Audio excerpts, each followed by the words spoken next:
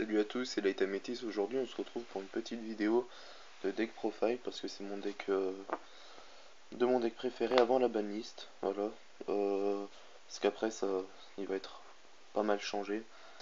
Donc voilà. Donc je vais faire vraiment le tout complet du début à la fin. Voilà, side, extra, tout. Alors. Donc pour le main deck, je joue 3 Piper, donc c'est la base, très fort. On pioche. Donc voilà, c'est vraiment la base, donc obligatoire de jouer à 3. Voilà, hop.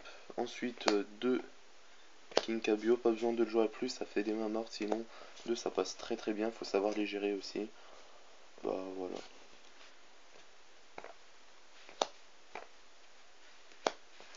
Donc 2 Veiler, donc j'ai préféré privilégier le fait de jouer 2 Veiler à maxé, sachant que Veiler n'est pas utile à 3 dans le méta. Voilà, 2 Veiler ça passe très très bien. Voilà, c'est... Même si avant c'était bien, c'était fort à 3, maintenant vaut mieux privilégier pour un maxé. De Veiler à maxé, ça passe bien. Pendulier de combat, donc Battle Fader. À 2 ça passe très bien. À 3 c'est encore mieux. Mais à 2 ça passe bien. Anti-OTK de base, donc voilà. À 2 ça passe vraiment bien. Ensuite, une rainette, donc ça change pas, c'est vraiment très très fort dans le deck, même si c'est un Chaos Piper, et donc on a besoin de Dark et de Light, même s'il est haut. C'est un level 1 et c'est très fort par rapport à Caius pour l'invoquer plus facilement, pour les créatures swap, pour Xyz aussi, bah, rainette c'est vraiment très très fort. Voilà. Donc la base de level 1, il n'y en a pas beaucoup par rapport à d'habitude, mais ça passe très bien, ça passe vraiment bien. Voilà. Donc, hop. Ensuite, dans les level 2, on a un maxé seulement. Bah voilà, je l'ai expliqué juste avant avec les healers. Dans les level 3, on a donc 2 guides. Un Sangan, donc il va partir avec la banlist qui va arriver. Un Night Assaillant. Et un Birdman, donc la base habituelle, mais ces deux-là vont virer pour un level 1 qui va arriver, donc Weasel, McLord. C'est très fort pour le deck Piper, vraiment très fort. Donc je pense virer ces deux-là. Bah, en même temps, lui c'est obligatoire, mais virer lui en plus. Comme ça, je pose 2 McLord. Et voilà. Et donc Birdman qui est très fort dans ce deck. Enfin, oui, dans le deck, il est très fort. Donc, en level 4, 2 Rayo, juste pour casser le méta. Parce que c'est vraiment. Ça casse vraiment le méta, c'est vraiment très fort. Un Sidra, parce que on invoque SP. Donc, imaginons l'adversaire, il a un monstre sur le terrain. C'est souvent en début de game que c'est comme ça. On invoque Speed Sidra. On fait Piper, Piper on pioche, donc ça nous fait quand même un ton sur le terrain, donc de quoi se protéger, de quoi attaquer. Voilà. Souvent c'est ça.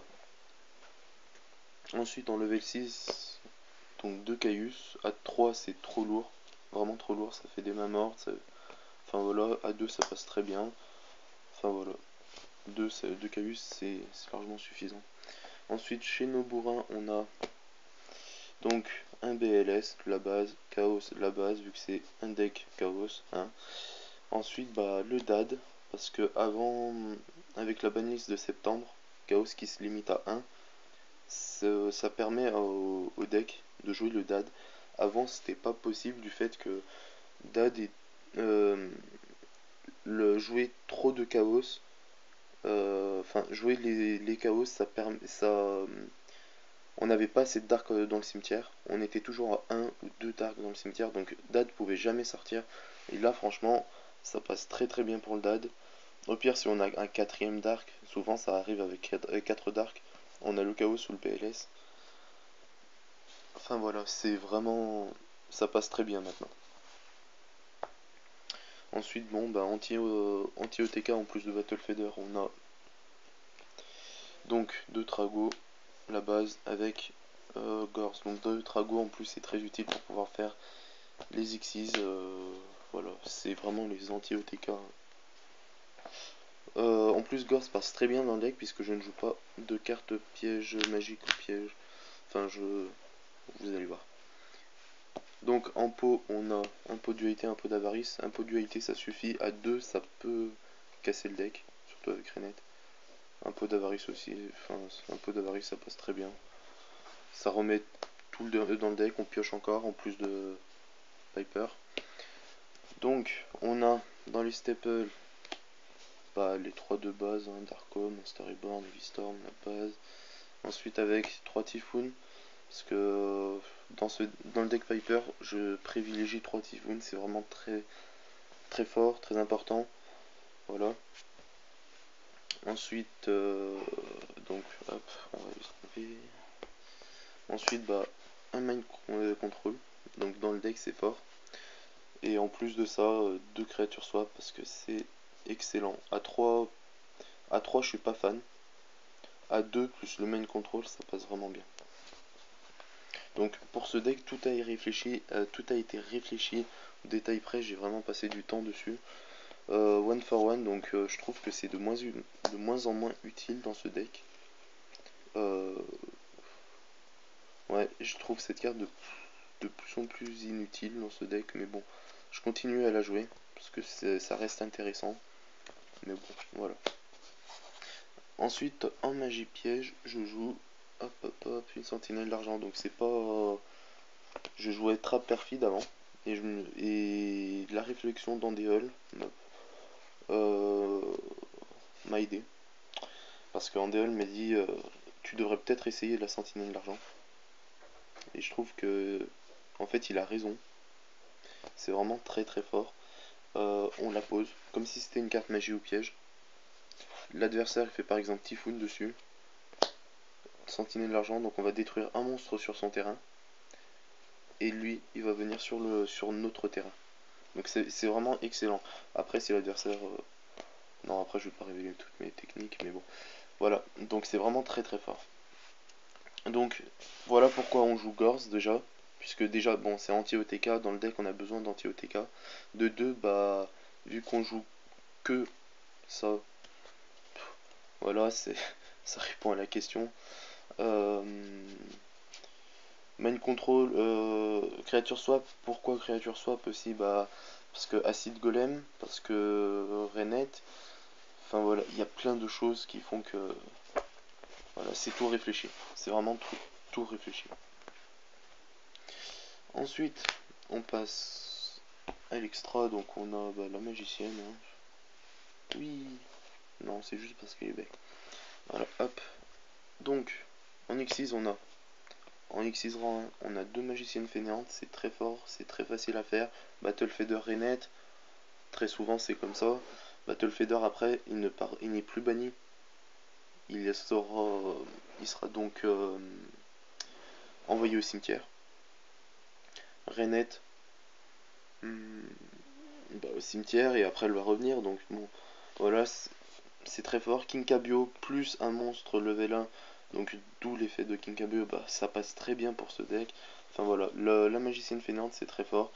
On annule une fois par tour, elle n'est pas détruite au combat. Donc déjà elle a 2100 de défense, donc c'est vraiment très fort. En plus de ces 2100 de défense, si elle est ciblée par une carte, c'est annulé. Ça détruit la carte en plus. Voilà. Si c'est... Oui, c'est un effet qui cible cette carte. Voilà. Non, c'est parce que si elle est ciblée par une attaque, ça serait un peu craqué quand même. Un petit peu. Pas trop. Voilà. Et ensuite, un numéro 87 Reine Galactique. Alors pourquoi? Parce que cette carte est complètement cheatée. Mais complètement cheatée. Très facile à faire puisque il faut 3 monstres de niveau 1. Donc Renette. Ouais. Renette. Kinkabio, donc effet de Kinkabio, on récupère un monstre de level 1 dans le cimetière, on l'invoque XP. Donc ça fait 3 monstres de level 1 sur le terrain. Reine Galactique, elle passe très bien. Et c'est en fin de game qu'il faut la faire souvent. Donc tous les monstres sur le terrain ne sont pas détruits pendant un tour en détachant un matériel d'X6. Et les monstres ils sont perçus en plus. Donc voilà, imaginons on a un BLS sur le terrain, c'est complètement craqué. Voilà. Attends, si c'est parce que je sais plus, enfin bon, vous vérifierez. J'ai pas envie de faire une vidéo trop longue. En X6 rang 3, donc on a un Zenmain, un Léviaire, un Dragon Léviathan, et pour finir, un Acide Golem. C'est vraiment la base pour moi. Quand je joue des X6 de rang 3 dans un extra, je joue principalement eux. Voilà, c'est vraiment la base et c'est très très fort. C'est Renette, Léviaire. Souvent on va bannir, on va essayer d'avoir le Sangan au plus vite dans le cimetière. Donc quitte à faire X6, X6 comment ça s'appelle? Merde. Dragon Léviathan, voilà. Donc tour guide,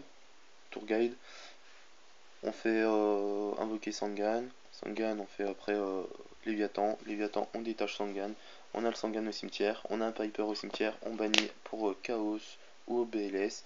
On fait après un Léviaire. Avec Léviaire, on fait revenir le Sangan. Comme ça, on va tuto. Ou alors, on fait revenir le Piper. Voilà. Euh, Souvent, c'est comme ça. Zenmain. Bah, Zenmain c'est fort, la base. Les vierges, je viens d'expliquer. Dragon Léviathan, j'adore cette carte. Et Acide Golem, c'est très très fort pour. Bah, c'est très fort comme ton de 1 et c'est très fort avec créature swap encore plus. Ensuite, un Maestroc parce que j'ai l'occasion de faire des X6 rang 4 grâce à la sentinelle d'argent. Donc voilà. J'ai préféré privilégier Maestroc à Utopie du fait que Maestroc c'est un dark, donc il va au cimetière, ça reste utile que ce soit un dark. Ensuite, un Bounzer. Bounzer qui sort très facilement et qui casse vraiment les couilles à l'adversaire. Voilà, je conseille de le jouer dans le Piper. Si on joue la même version que moi, bien sûr. Mais c'est très fort. C'est vraiment très fort, faut le jouer. Ensuite, synchro, on a une formula, la base. Une griffe d'arsenal, la base avec BLS c'est complètement cheaté. Donc si en plus souvent j'arrive à faire griffe d'arsenal, BLS et l'arène galactique, donc c'est complètement craqué d'avoir un terrain comme ça. L'adversaire il sait plus quoi faire. Catastor, que je n'ai pas. Je joue pas de synchro 6. Donc c'est pour ça que j'ai enlevé mon basso que j'avais avant dans mon deck. Parce que basso permettait souvent de faire synchro 6. Il faisait faire synchro 6 ou synchro 7. Et synchro 6, j'ai plus besoin de synchro 6, il n'y a plus Brionac, donc je vais pas gaspiller de la place avec un Gaïa dans mon extra. Voilà. Par contre, synchro 7, je garde ma Black Rose parce que c'est toujours très très utile. Et c'est toujours très facile à faire. Ensuite, j'ai pas gardé mon magicien des arcanes parce que ça gaspille de la place pour rien presque. Ensuite, locomotion Ergenex parce que Birdman plus Chaos ou Birdman plus Caius, c'est très facile à faire, c'est très fort et ça casse des culs, j'ai envie de dire. Voilà. C'est plus intéressant que l'arve de brume. C'est plus facile surtout. Et ensuite, bah, pour finir, une technochimère parce que vu qu'on joue Sidra, si je tombe contre un Girga, ça reste utile à faire. Voilà. Même si on voit plus trop de Girga. Et après mon petit token gorge. Voilà. Donc, hop. Ensuite, pour le side, je joue 2 Didicro, donc il m'en manque un. Didicro qui est très fort, surtout que c'est un level 1 dark. Pour le deck, c'est excellent. Ensuite, 2 Spirit Reaper. En plus, Spirit Reaper, il y en a qui ne le savent pas, mais Reaper, ça peut se récupérer avec Guide. Donc, genre, on va faire Guide. Pardon, Java qui est parti en couille. Guide, on va invoquer le moissonneur, ça passe très bien. Enfin voilà, c'est contre. Voilà. Ensuite, Kiku, que je juge très intéressant comme carte pour le deck et pour contrer les decks actuels. Deux seigneurs de la suppression, donc Nobleman, pas assez fort en ce moment. Alors, une carte qui n'est pas très vue en ce moment, et qui a jamais été vraiment vu. Tourbillon x2. Je joue cette carte parce que le macro rabbit, j'aime pas. Alors en fait, j'ai peur du macro cosmos principalement. Parce que si on joue macro cosmos contre le deck Piper, c'est fini. Le deck Piper est mort. On ne peut plus jouer. Tout se base souvent sur la pioche et le cimetière, quasiment. C'est que ça en fait. Donc, jouer un macro cosmos contre ce deck, c'est vraiment une tuerie. Donc, voilà. Tourbillon, donc Twister en anglais, c'est très fort. Ça détruit une carte sur le terrain, face visible, magique ou piège, en payant 500 points de vie. Donc, moi perso, payer 500 points de vie pour péter un macro cosmos, y a pas de souci. Voilà. Ensuite, ma trappe perfide. Donc, si mon adversaire a vu ma sentinelle argent, ben, je vais sider pour mettre la trappe perfide. Sauf s'il l'a pas vu. S'il l'a pas vu, je laisse ma sentinelle d'argent, hein, j'en profite. Voilà, si je n'ai rien, si j'ai pas besoin de sider grand chose, hein, si j'ai besoin de sider des pièges et tout, bah forcément je vais pas utiliser la trappe perfide. Voilà, mais trappe perfide c'est une très bonne carte, je l'ai toujours dit, ça fait très longtemps que je joue ce deck. La trappe perfide, je la joue depuis maintenant 1 an et demi, presque. Voilà, j'adore cette carte. Ensuite, deux cohue cérébrale parce que le deck Mermaid me casse les couilles. Mais bon, voilà. Cohue cérébrale, Man Crush, pour ceux qui connaissent pas. Qui repasse à 3 avec la banlist de mars 2013. Mais bon. Man Crush pour le Mermaid principalement. Parce que j'aime pas ce deck. Il sert à rien, c'est de la merde. Voilà, j'aime pas. Ensuite, bah, 2 Soul Drain parce que je les ai pas donc en proxy. Mais sinon, 2 Soul Drain et c'est très très fort. Donc voilà, c'était ma petite decklist deck profile Chaos Piper avant la banlist mars 2013. Avec la banlist mars 2013, ça va vraiment changer. Mais bon, voilà. Donc j'espère que vous aurez apprécié cette vidéo et je vous dis à bientôt. Tchuss.